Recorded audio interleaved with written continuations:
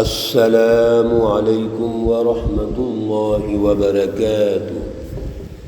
اعوذ باللہ من الشیطان الرجیم، بسم اللہ الرحمن الرحیم۔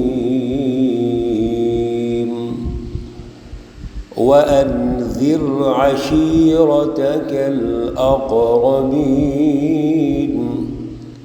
وَاخْفِضْ جَنَاحَكَ لِمَنِ اتَّبَعَكَ مِنَ الْمُؤْمِنِينَ فَإِنْ عَصَوْكَ فَقُلْ إِنِّي بَرِيءٌ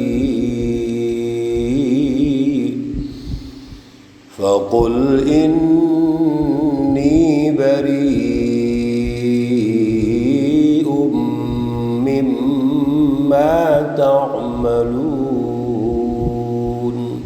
صدق اللہ العلی العظیم۔ اللہم صلی علی سیدنا و مولانا محمد النبی الأمی وعلی آلہ واصحابہ اجمعین۔ معزز سامعین و سامعات، سورۃ الشعراء پارہ نمبر 19، آیات مقدسہ نمبر 214 تا 220 ہیں، اور سورۃ الشعراء کا آخری رکوع چل رہا ہے۔ اللہ رب العزت ان آیات کا فہم اور شعور عطا فرمائیں، اور عمل کی توفیق اور صلاحیت عطا فرمائیں۔ گزشتہ درس میں حضور اقدس صلی اللہ تعالی علیہ وآلہ وسلم پر اللہ رب العزت نے کلام مقدس قرآن پاک جو نازل کیا ہے اس کی اہمیت ارشاد فرمائی، تاریخی تسلسل کی اہمیت ارشاد فرمائی کہ کوئی بھی فکر اچانک نمودار نہیں ہوتی، بلکہ اس فکر کا ایک بیک گراؤنڈ ہوتا ہے، اس کا ایک تاریخی تسلسل ہوتا ہے، اور رسول اللہ صلی اللہ علیہ وسلم کی جو فکر ہے اس کا تسلسل انبیاء علیہم السلام ہے۔ چنانچہ اسی سورہ مبارکہ میں انبیاء علیہم السلام کے جو قصے بیان ہوئے ہیں، واقعات بیان ہوئے ہیں، وہ آپ صلی اللہ علیہ وسلم کے ساتھ تاریخی تسلسل کی نسبت رکھتے ہیں۔ وہی مشن، وہی اعلیٰ فلاسفی، اعلیٰ پروگرام جو تمام انبیاء علیہم السلام کا ہے، رسول اللہ صلی اللہ علیہ وسلم کا بھی وہی ہے۔ دوسرے نمبر پر جو تاریخی تسلسل ہوتا ہے وہ تحریک کا ہوتا ہے۔ رسول اللہ صلی اللہ علیہ وسلم ایک مرکز تحریک ہے۔ آپ نے قومی اور بین الاقوامی انقلاب لانا ہے، اور دیگر جتنے بھی انبیاء علیہم السلام گزر چکے ہیں وہ بھی انقلابات کے لیے تشریف لائے، نظاموں کی تشکیل کے لیے تشریف لائے۔ ان کے جو اہداف تھے، جد و جہد تھی، وہ بھی یہی تھی کہ وقت کے فرعون کا مقابلہ کیا، نمرود کا مقابلہ کیا، ظالم طاقتوں کا مقابلہ کیا، اور ان کے مقابلے میں عدل کے سیاسی، معاشی اور معاشرتی نظام پیش کیے ہیں۔ تو جہاں فکر کا تسلسل ہے وہاں جد و جہد کا بھی تسلسل ہے، اور رسول اللہ صلی اللہ علیہ وسلم نے خود ارشاد فرمایا، قرآن پاک میں بھی آتا ہے کہ میں پہلے انبیاء کا مصدق ہوں، یعنی میں کوئی نئی چیز یا نئی جد و جہد لے کے نہیں آیا، بلکہ پہلے سے جاری جو جد و جہد ہے اس کی تکمیل کر رہا ہوں۔ جیسے حضرت ابراہیم علیہ السلام نے دعا بھی فرمائی، اور رسول اللہ صلی اللہ علیہ وسلم فرماتے ہیں کہ میں اپنے باپ ابراہیم کی دعا کا نتیجہ ہوں۔ جو کام ابراہیم علیہ السلام نے آغاز کیا، بنی اسرائیل سے ہوتے ہوئے بنی اسماعیل میں منتقل ہو گیا، اور پھر میں اس کو آخر میں خاتم النبیین ہوں، میں نے اس کی تکمیل کی ہے۔ ابراہیم علیہ السلام نے ارتفاق ثالث پر کام کیا، اور بنی اسرائیل کے تمام انبیاء نے اسی پہ جد و جہد کی۔ رسول اللہ صلی اللہ علیہ وسلم نے ارتفاق رابع کی تشکیل کی اور بین الاقوامی نظام قائم کر دیا، انٹرنیشنل سطح پر انقلاب لا کر ساری دنیا میں عدل کا نظام قائم کیا ہے۔ اللہ رب العزت نے آج کی آیت مقدسہ نمبر 214 پر جماعت سازی کے اصول ارشاد فرمائے۔ سب سے پہلے جب آپ نے ایک فکر اور فلسفہ پر جماعت تشکیل دینی ہے تو یہ دیکھیے کہ آپ کے قریب ترین کون ہیں، وہاں سے کام کا آغاز کیجیے۔ وَأَنذِرْ عَشِيرَتَكَ الْأَقْرَبِينَ، آپ اپنی دعوت کا آغاز قریب کے رشتہ داروں سے کیجیے۔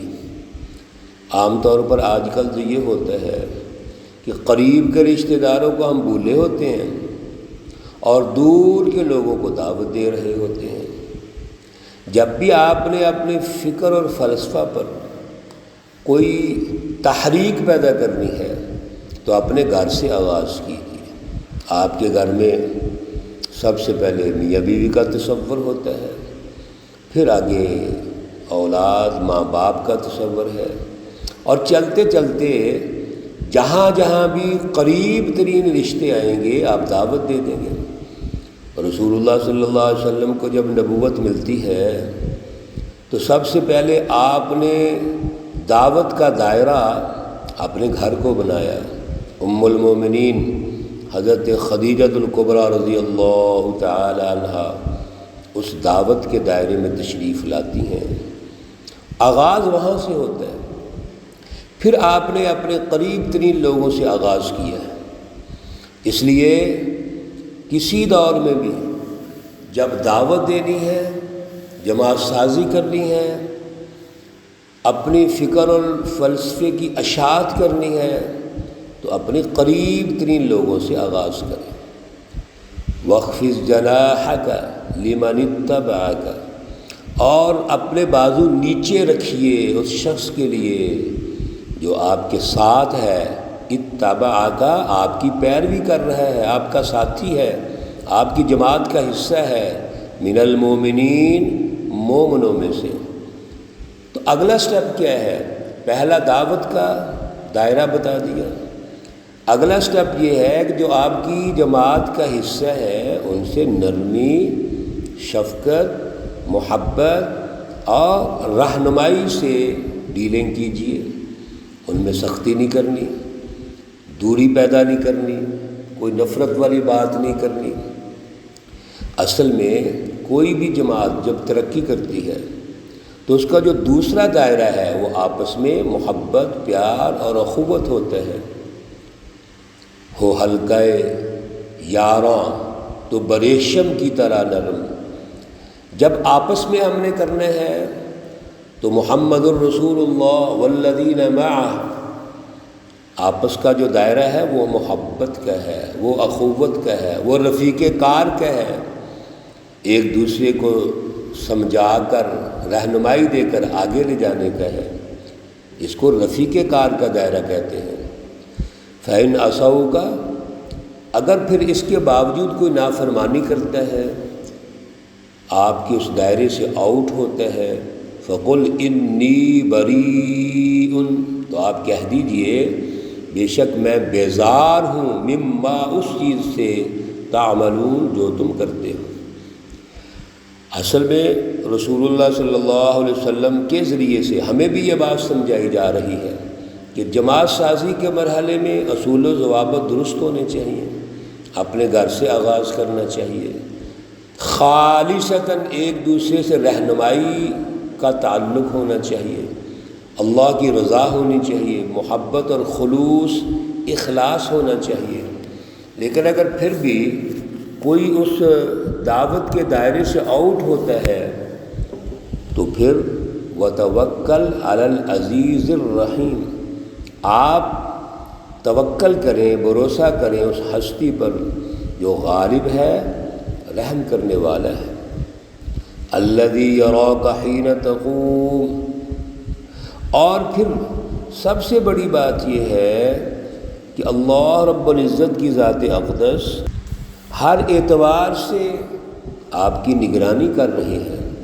آپ رات کو کھڑے ہوتے ہیں، قیام کرتے ہیں، تہجد پڑھتے ہیں، وَتَقَلُّبَكَ فِي السَّاجِدِينَ، آپ کی سچی جماعت اللہ کے ہاں سربسجود ہے، نمازیں پڑھتی ہے، سجدہ ریز ہے۔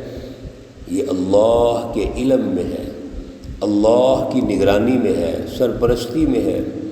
اس لیے آپ اپنا کام کریں، وہ نہ چھوڑیں، اعلیٰ فکر اور فلسفہ لیں، جماعت سازی کریں، آگے بڑھتے چلے جائیں، جو اہداف آپ کو دیے گئے ہیں ان کو اچیو کریں اور اللہ پر بھروسہ کریں۔ اور اللہ نگران ہے، سرپرست ہے، اللہ رب العزت سب کچھ دیکھ رہے ہیں۔ اِنَّهُ هُوَ السَّمِيعُ الْعَلِيمُ، بے شک وہ ہی السمیع سننے والا ہے، العلیم جاننے والا ہے۔ اِنَّهُ هُوَ، اس کا معنی ہے بے شک وہ ہی، ہو کا معنی ہوتا ہے وہ، اور ہوا کا معنی بھی ہے وہ۔ تو جہاں بھی ضمیریں دو اکٹھی آ جائیں جو ایک معنی رکھتی ہیں تو وہاں حصر کا معنی ہوتا ہے، خصوصیت پائی جاتی ہے۔